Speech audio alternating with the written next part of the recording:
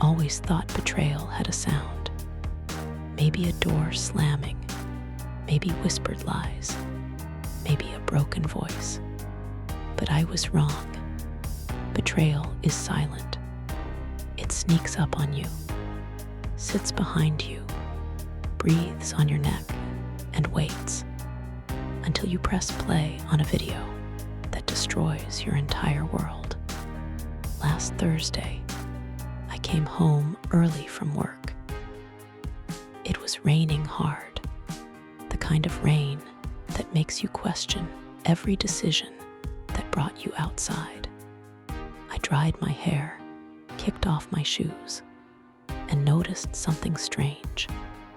My boyfriend's iPad was on the couch, unlocked, screen glowing. A notification popped up right in front of me. You left this last night, from a name I didn't recognize. My heart didn't drop. It froze. I didn't want to open it. But curiosity isn't curiosity when you love someone. It's survival. So I tapped the message. There was a video, a 14-second video. I swear I felt every vein in my body pulse as I clicked it. The thumbnail alone made me nauseous. A hotel mirror, 2 silhouettes, one of them unmistakably him. And when the video started playing, when I heard his laugh, when I saw his hands on someone else, my body went cold. I couldn't breathe. I couldn't blink. Everything stopped. He cheated, and he didn't even hide it well. He walked in 5 minutes later. Perfect timing from hell. Soaking wet, smiling like nothing was wrong. Babe, why are the lights off? What are you doing home so ear? He saw the iPad in my hands. He saw my face, and instantly he knew. He didn't ask what was wrong. He didn't ask why I looked like I'd seen a ghost. He went straight into survival mode. Hands up, voice soft, breathing heavy. Baby, listen, whatever you think you saw. I saw you, I said. My voice wasn't even angry. It was dead. He swallowed hard, little muscle under his eye twitching. He opened his mouth like he wanted to explain, but then closed it again. I stood there waiting for anything. The truth, a lie, a scream, a breakdown, something human. But he just said, it didn't mean anything. The sentence, every cheater copies from the same pathetic script. Nothing, nothing. A person gives their body, their time, their trust, their intimacy, and it means nothing. That word hit me harder than the cheating itself. I didn't yell. I didn't cry. I just walked past him and into the kitchen. He followed behind me like a shadow that wouldn't detach. Please talk to me, he begged. Say something, anything. But anything I said right then would have ruined me more than it ruined him. So I stayed quiet. He tried to touch my hand. I pulled away like his skin was fire. That hurt him. I could see it, but not as much as he hurt me. Then he said something I'll never forget. It was only once. I swear, I was drunk. I made a mistake. I didn't even enjoy it. Why do cheaters always think minimizing the details makes the wound smaller? I finally spoke. You enjoyed it enough to go back the next night. His mouth opened, but no words came out. He forgot the part where he told her, "You left this last night winking face." He forgot the part where he joked about round 2. He forgot the part where cheaters think they're geniuses, until evidence speaks louder than their lies.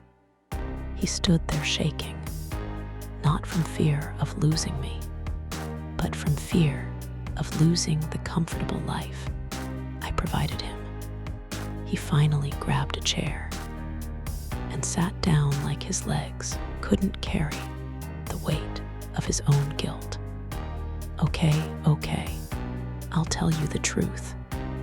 But his truth was just a collection of soft, padded excuses. "I was stressed. You weren't home that weekend.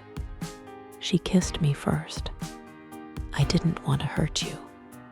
I didn't think you'd ever find out. That last one, that's the real truth behind every lie. Cheaters don't care about not hurting you. They care about being caught." I watched him talk, and I felt something unexpected. Nothing. I felt absolutely nothing. It's terrifying when the person you love breaks you so deeply. Your heart stops reacting. His voice kept shaking, and he kept trying to reach for my hands.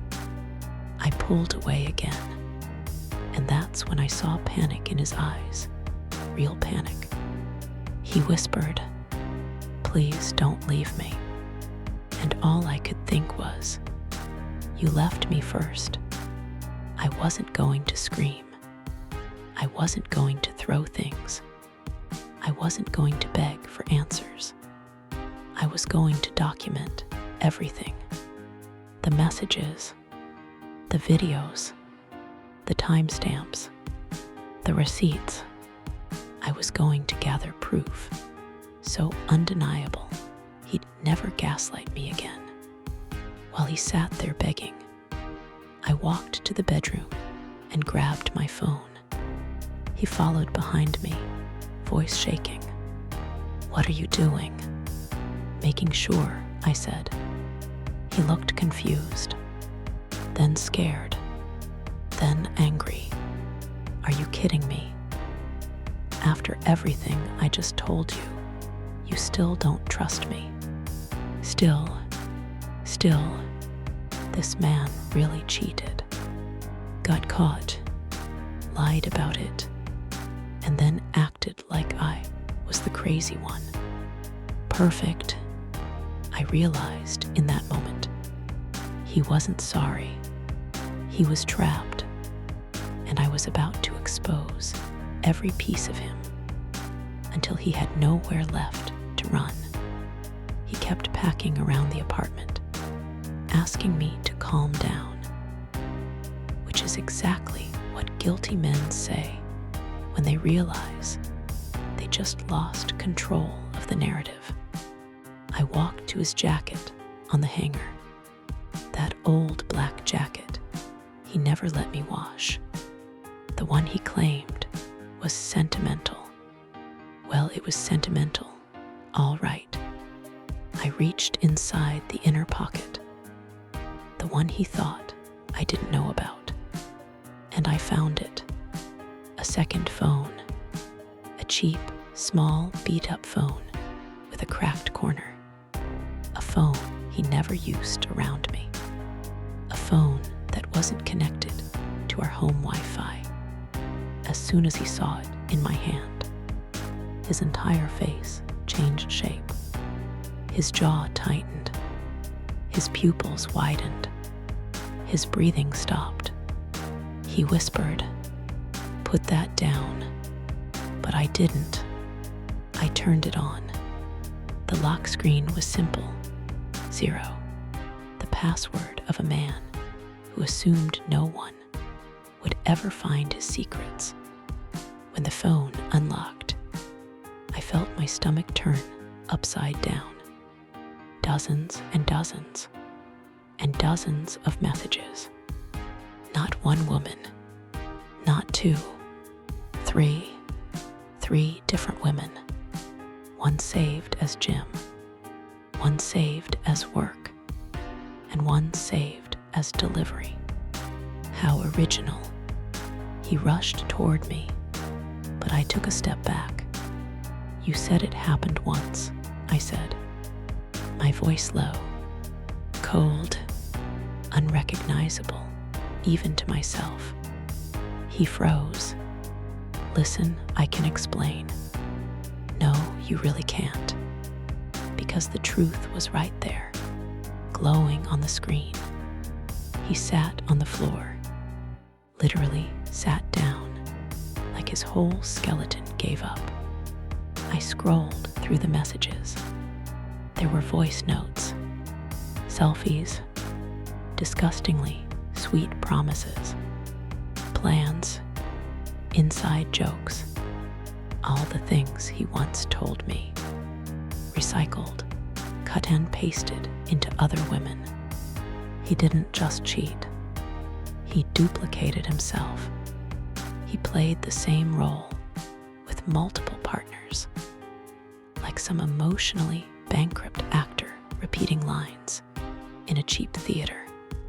And then I saw something that made my knees weak.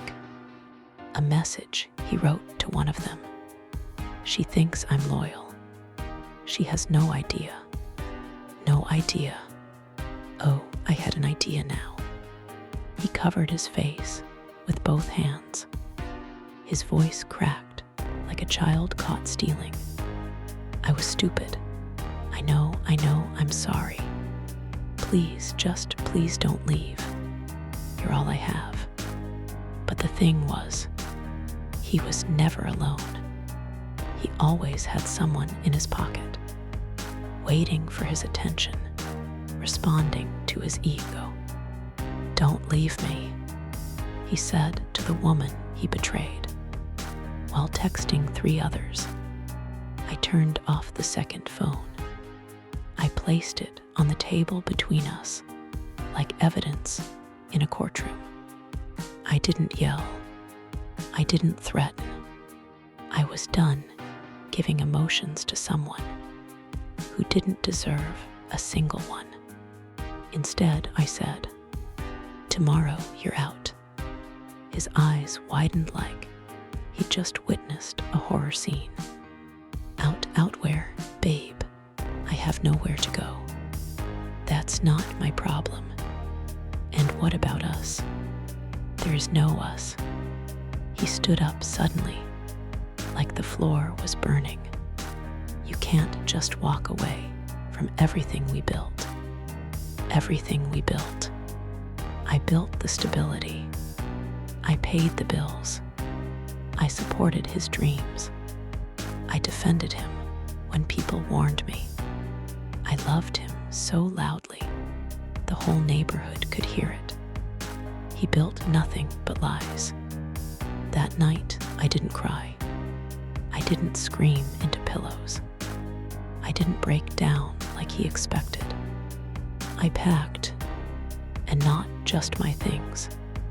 I packed his too.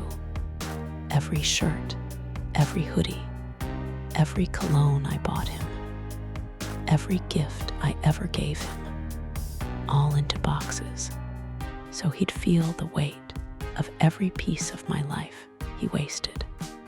At 2:14 a.m., he came into the living room and saw the boxes.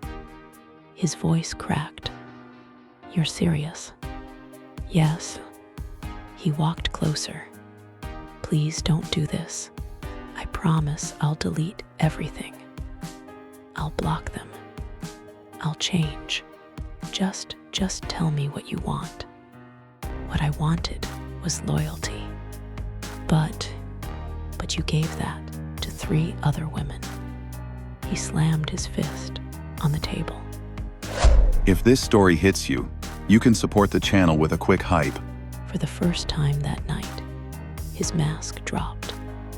The kind, soft voice vanished, and the real him came out. Fine, he yelled. If you want to ruin everything, go ahead.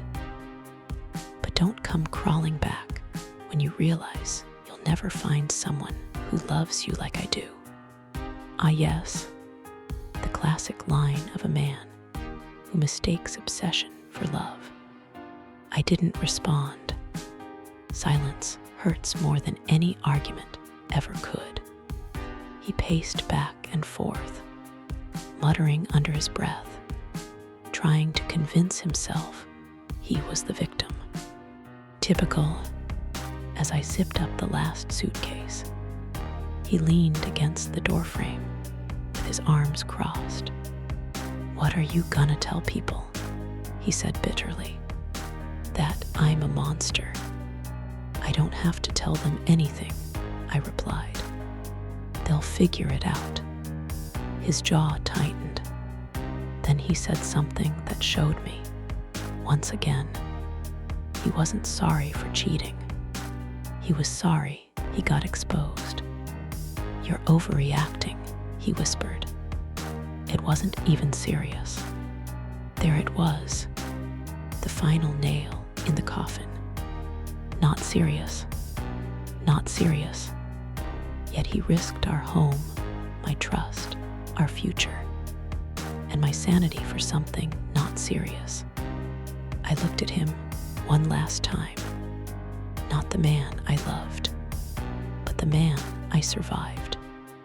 Then I said, "The only thing that wasn't serious was your loyalty." And his face fell completely, because he knew I meant every word. The next morning, sunlight hit the boxes stacked by the door, a silent reminder that my entire life had been rearranged in less than 24 hours. I sat on the couch, exhausted but strangely calm. Then my phone buzzed. A call from an unknown number. I normally ignore those, but something in my gut told me to answer. "Hello," I said. A woman's voice came through, soft, nervous, trembling. Is this his girlfriend? For a moment, I couldn't breathe. I swallowed. "Yes, who's this?" She exhaled shakily. "My name is Emily. I think we need to talk." There was a long silence between us, the kind that feels like you're standing at the edge of a cliff. Then she said, "I didn't know about you, not until last night." He told me he was single. Of course he did. Men like him collect lies the way other people collect memories. "What do you want to talk about?" I asked. Then she dropped the sentence that turned my spine to ice. "He told me he loved me." My stomach twisted, not because I still loved him, but because I now understood exactly who I had been living with. A man who didn't just cheat. He built relationships parallel to ours, and every one of them thought they were the only one. "Can we meet?" she asked. Part of me wanted to say no. Part of me wanted to block her. But the truth wanted to come out. So I said, "Tell me where." We met at a quiet cafe on the edge of town, the kind of place where secrets feel safer. Emily was younger than I expected, maybe mid-20s. Pretty but tired. Her eyes told a story, even before her mouth opened. She looked at me like she was looking at her own reflection. Years into the future, we sat down, and for a moment, neither of us spoke. Then she took out her phone. "It's better if you see it," she whispered. She opened their chat. This wasn't casual cheating. This wasn't flirting. This wasn't just a mistake. He had built a story with her. A fake future, Fake promises, fake love, trips they planned, dates they canceled, arguments they had, emotional, messy arguments, the kind couples in real relationships have. He even called her my forever. My mouth went dry. She continued scrolling. Old messages, new messages, voicemails, pictures. Then she said something I'll never forget. He told me he was healing from trauma. He said you were manipulative. I laughed, a real bitter laugh. Manipulative. I paid the bills. I cooked. I loved him with open arms. I carried him through every failure he cried about. And he twisted all of that into a story where he was the victim. Emily looked at me with guilt. I'm sorry, she whispered. I didn't know. I believed her. Women rarely choose heartbreak knowingly. Most are simply given incomplete stories by men who are experts at hiding the missing pieces. We were still talking when the cafe door opened, and he walked in. My cheating, lying, shameless, double-life living boyfriend. His eyes widened the moment he saw us sitting together. It was the first time that he was the one who didn't know what to say. He stood there frozen, like someone pressed pause on him. Then he muttered, "What is this?" Emily looked at him with pure betrayal in her eyes. "You told me she abused you," she said quietly. "You told me she ruined your mental health. You told me you felt safe with me." My heart didn't break. It hardened. He took a step back. I didn't mean it like that." "Then how did you mean it?" I asked. He looked at me with desperation. "Babe, please. You're the only one I love." The audacity. Emily whispered. He told me the exact same line last week. His face drained of color. For the first time, he realized he was cornered. No lies left. No backup story. No way to spin it. He whispered, "I can explain everything." But he couldn't, and we all knew it. The cafe had fallen silent. People stared. He hated that. Men like him fear public exposure more than losing the people they love. I leaned back and looked at him in a way I never looked at him before. Not as a partner, not as someone I shared a life with, but as a stranger who happened to know my weakest years. He reached for my hand. I didn't let him touch me. "Don't," I said coldly. He swallowed hard. "You're embarrassing me." I raised an eyebrow. "You embarrassed yourself." Emily crossed her arms, her voice small but firm. "Why did you lie to both of us?" He ran a hand through his hair, frustrated. "I don't know. I didn't want to hurt anyone." "Then why did you cheat?" I asked. He didn't answer. He couldn't answer, because cheating wasn't an accident. It was a choice, a repeated choice, a repeated betrayal, a repeated lie, dressed differently each time. It wasn't weakness. It was entitlement. He finally whispered, "I made mistakes." I stared straight into his soul. Mistakes are tripping over a step. You built a staircase of lies. He blinked rapidly, trying not to cry. It didn't work. Not this time. He followed me outside as I walked toward my car. "Can we just talk alone?" he begged. "No.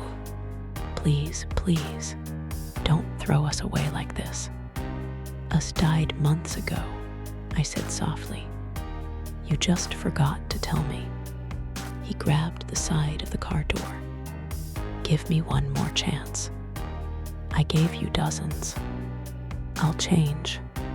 "You won't." He exhaled shakily. "Can we at least stay friends?" I looked at him. This man who took my loyalty, my trust, my peace, my time, and handed it out to other women like party favors. "No," I said. "Friends don't destroy each other." And for the first time since everything started, he realized it was really over. Not because he cheated, not because he got caught, not because his lies collapsed. It was over because I finally chose myself. I closed the car door. He stood there, small, defeated, exposed. As I drove away, he grew smaller in the rearview mirror until he was nothing more than a memory I no longer owed anything to. A ghost of the man he pretended to be. A lesson carved into my heart, but no longer part of my life. The first night alone felt quiet, not peaceful, not comforting, just quiet in a way that made every memory echo louder. Every room of my apartment reminded me of him. Places he laughed, places he lied, places he touched my life with hands that touched other women. Healing doesn't feel like strength at first.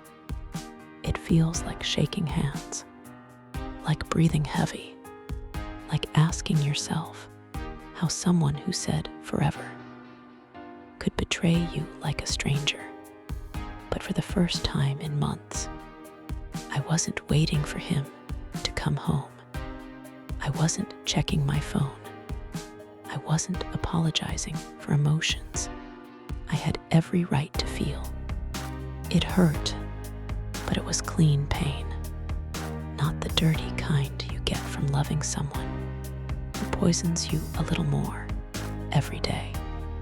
My heart wasn't healed, but it was finally mine again. 3 days later, at 11:47 p.m., my phone buzzed. A long message from him. A long, desperate message. He wrote about missing me, needing me, how empty the apartment felt without my voice. He wrote that he hadn't slept, that he was eating almost nothing, that he felt punished by the universe. Then he wrote, "I realized you were the love of my life, and I threw you away." I stared at the screen for a long time, not crying, not smiling, just done, because this message wasn't love. It was withdrawal. He wasn't missing me. He was missing the comfort, the routine, the person who held his life together while he tore mine apart. I typed one sentence. "You should tell these things to the women you lied to." Then I put the phone down and went to sleep without checking for a reply. The silence was beautiful. A week later, Emily messaged me again. "You should see this." She sent a screenshot. He had already moved on. Again, a fourth woman, a new one, barely 2 weeks after losing both of us. He called her Angel, the same nickname he gave me on our first date. I didn't feel jealous. I didn't feel hurt. I felt lucky that his lies were no longer my responsibility. Lucky that the chaos he created was no longer in my home. Lucky that someone else would carry the weight of the monster I carried for years. And then I realized something important. Cheaters don't change. They just upgrade their excuses. And I finally stopped believing in his. Healing didn't happen overnight. It came in tiny moments. The first time I laughed without it hurting. The first time I cooked dinner without setting a second plate out of habit. The first time I walked past a mirror and recognized myself. The version of me before his lies drained the color from my world. I cleaned the apartment, not because it was dirty, but because it still smelled like him. His cologne, his hair gel, his presence. I opened every window.